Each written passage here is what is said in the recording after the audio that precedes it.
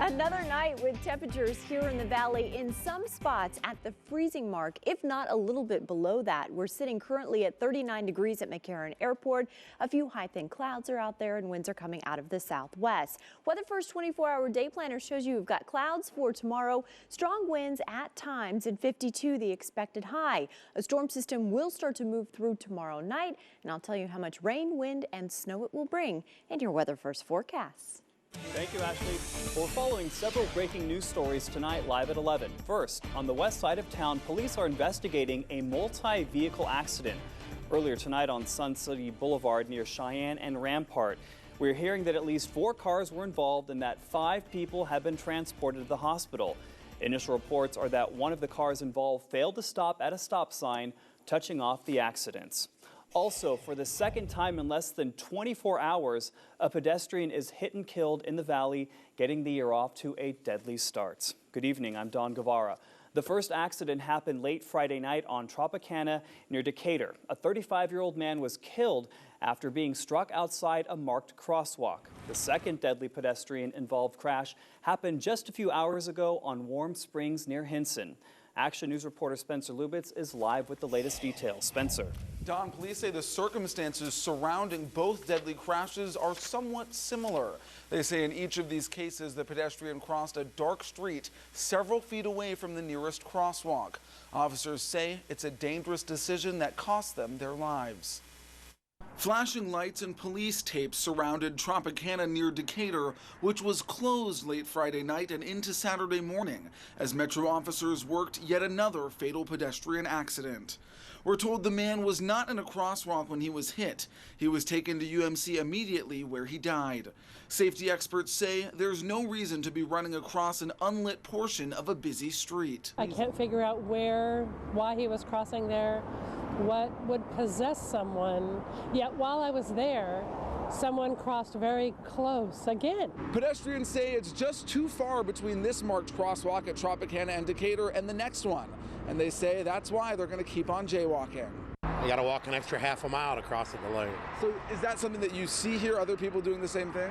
Oh, yeah. The fact that someone died here yesterday doing that very same thing, will that change how you cross the street? Probably not. Then less than 24 hours later, police say another man was struck near Valley View in Warm Springs. Officers say he too was not using a crosswalk when he was hit in the middle of a dark street while wearing dark clothing. The man was knocked out of his shoes and carried on the hood of the car for about 100 feet. He rode the car, basically wrapped on the hood and came to rest when the vehicle stopped. Officers say the man was walking to his home nearby, but paramedics pronounced him dead before he ever got there. And police say neither speed nor alcohol appeared to play contributing factors in tonight's crash, but they say the driver was so shaken up that he was placed into an ambulance until trauma counselors arrived on the scene, which backs up what experts have been telling us for quite some time, that these crashes have an effect on everyone involved. Reporting live in the studio tonight, Spencer Lubitz, Channel 13, Action News. Spencer, thank you. Well, with the new year upon us, local law enforcement can't stress enough how important it is to be safe on the roads. And here at Action News, we're also concerned about your safety. That's why we've launched our Be Smart, Be Safe, Be Seen campaign. It has become a goal of ours to remind everyone about road safety. So please join us and take our pledge to be smart, be safe, and be seen. Just go to KTNV.com and click on the icon for more information about our campaign. Well, ski season is in full swing up at Mount Charleston, and snow safety is on the minds of many parents after a deadly sledding accident last week. Action News reporter Victoria Spilabati joins us in the newsroom with more. 11-year-old Vanessa Lara died when her sled slammed into a metal fence about a mile away from the Las Vegas ski and snowboard resort. Today, the resort gave away free protective gear to kids. It's a yearly event, but this season, it's a reminder to parents to keep kids safe after that accident. Go, Lily! 7-year-old Lily Zavala, wearing pink, is skiing safely down the mountain with her new black helmet. Why is it important to wear this helmet? Because if you topple over, it doesn't crack your head open. Lily got her helmet from the annual Lids on Kids program. It teaches children safety on the slopes. Skiing and snowboarding is a high velocity sport, and this is a prevention measure that could keep children safety. Ski instructors start their program with a short safety video, and after measuring kids' heads for helmets, they get one for free. Gavin, this is just not right. Gavin Gaspar is 4 years old, and it's his first time at the snow. Are you going to ski or snowboard today? Snowboard. Snowboard? Now you're going to be safe with this helmet, right? They fall so easy, and it's just scary, you know, concussions, and I think it's great. I think it's great what they're doing for the community and the kids. Ski instructors say helmets and other protective gear can save lives. An important reminder to parents after a sledding accident that killed a local girl. All kinds of accidents can happen on the mountain. Helmets even protect you when you fall on the hard snow. And Lily's helmet sure did the trick when she took a tumble. How did it protect you? Because when I toppled over, I would have hit the snow hard if I didn't have it on at the side of my head. And this, it didn't hurt as much. They get free helmets, so you kind of don't have an excuse for the parents not to keep safety one of the first things in mind. The program Lids for Kids runs every Saturday morning through the first weekend in February. It's a national program, but our local ski resort is the only one in the country to give out helmets for free. In the newsroom, Victoria Spilabati, Channel 13 Action News.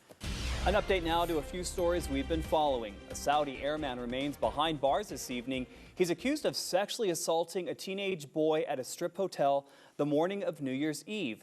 Mazen Al-Tawaibi is facing kidnapping, sexual assault, and coercion charges. Police say the 23-year-old Saudi Arabian Air Force sergeant forced his way into a 13-year-old boy's hotel room at the Circus early Monday morning. Al-Tawaibi is being held at the Clark County Detention Center. He was visiting Las Vegas on leave from training at Lackland Air Base in San Antonio. His preliminary hearing is set for January 17th.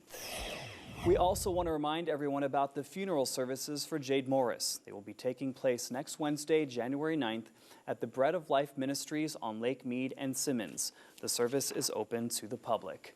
And since Jade's tragic death, many local businesses have held fundraising drives for her family, and this weekend there was another one.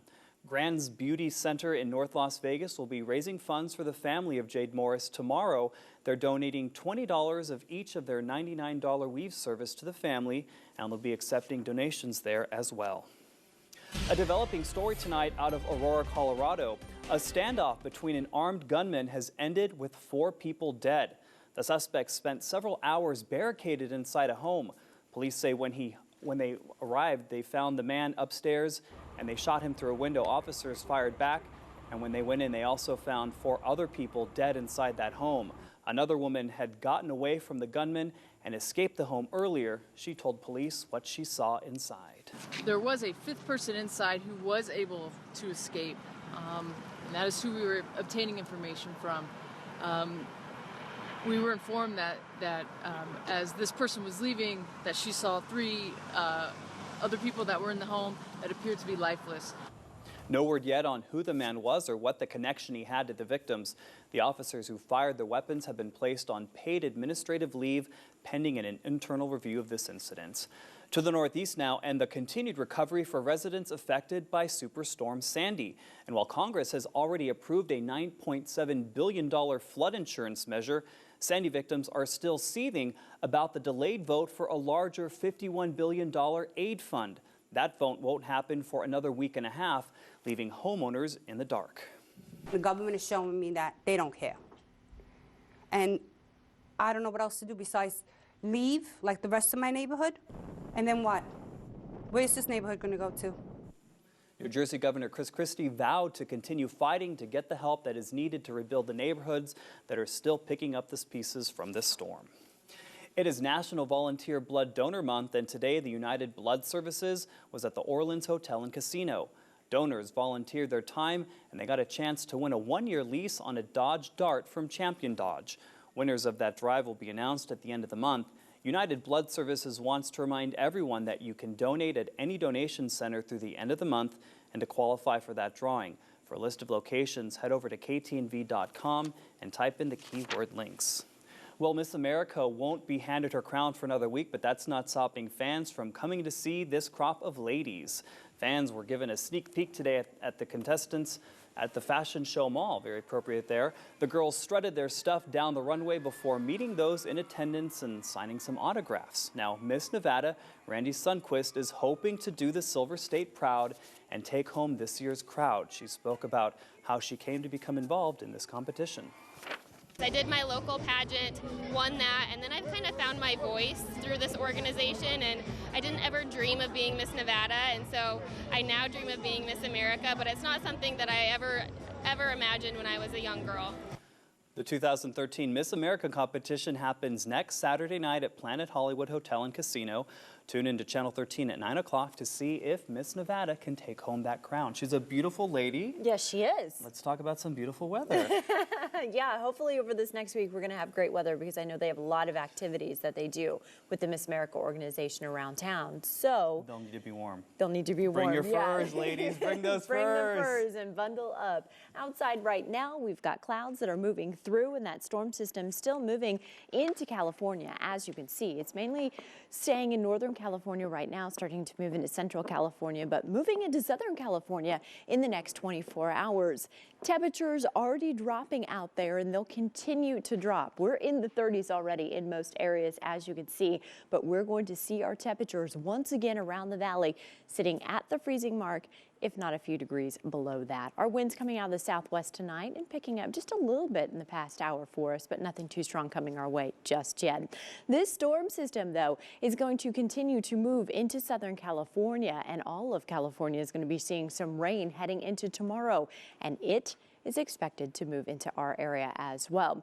The system moves into Southern California early in tomorrow, and then by tomorrow night it starts to move towards us. As we head into Monday, this is when this system will impact us the most. Now, only a slight chance for some light sprinkles here around the valley. Otherwise, it's mainly going to be snow that's going to be impacting our higher elevations, as several inches is expected with that. And then the system will be moving on. We'll get much drier conditions as we head into the start of the week. Temperature-wise, though, we don't recover too much. Midwest is nice and dry. The south is picking up a little bit of some rain. And of course, we have the snow that's moving through the Great Lakes and now moving into the northeast right now. They're getting a couple of inches of snow for them on their Sunday. Temperature-wise for us here in the valley, again, most of us are going to be sitting at, if not just below, that freezing mark, and much of us throughout southern Nevada are going to be seeing the same thing.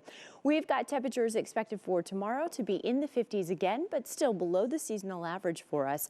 Temperatures around southern Nevada, 58 for Laughlin, 49 for Pahrump, and 54 for Mesquite. Take a look at your 7-day forecast. We also have some gusty winds at times coming our way for Sunday and for Monday. Winds will be out of here by the time that we head into Tuesday. And look at that. By the time that we head into Wednesday, 60 degrees. It's going to feel like a heat wave after this cold chill we've had. Bikini weather for the competition. There you go, just in time. If you were going to be in the competition, what would your talent be? I would dance, obviously. I grew up as a dancer, so that's what I'd have to do. I would do weather. You would do weather? Okay. Not as good as you, though. Thank you, Ashlee. We'll still head on Action News live at 11. Will he or won't he? Lance Armstrong is reportedly considering admitting his use of performance-enhancing drugs. Why the disgraced former champion may finally be coming clean. Plus, locals are donating their hair to help provide wigs to young children with hair loss. That story when we come back. You're watching Channel 13 Action News, where you ask and we investigate.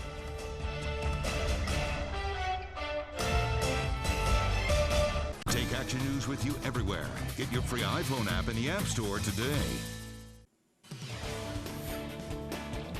New tonight, the search is on for a missing plane that disappeared off the coast of Venezuela. The plane is carrying a prominent member of the Missoni fashion family and his wife. Vittorio Missoni is the oldest son of famed Italian designer Ottavio Missoni. He's the company's marketing manager and is considered to be the brand's ambassador around the world. Venezuelan authorities are searching for the plane which left Los Roques Islands on Friday morning en route to Caracas. The Missonis spent the holidays at a resort on the islands, which are known for scuba diving and pristine beaches. Another couple and 2 Venezuelan pilots were also on board. The search continues for a missing skydiver in Washington state who's been missing since Thursday night. Today, rescuers searched Mount C in North Bend for any sign of Kirk Rupert. Rupert and a group of friends made the jump out of a helicopter earlier this week. The 29-year-old was the third member of the group to make the jump, but never met with the group afterwards. Friends say Rupert was wearing a wingsuit and could be anywhere within a 5-mile radius. When they have those suits on, they can fly about 50 to 60 miles an hour and travel quite a distance in the air.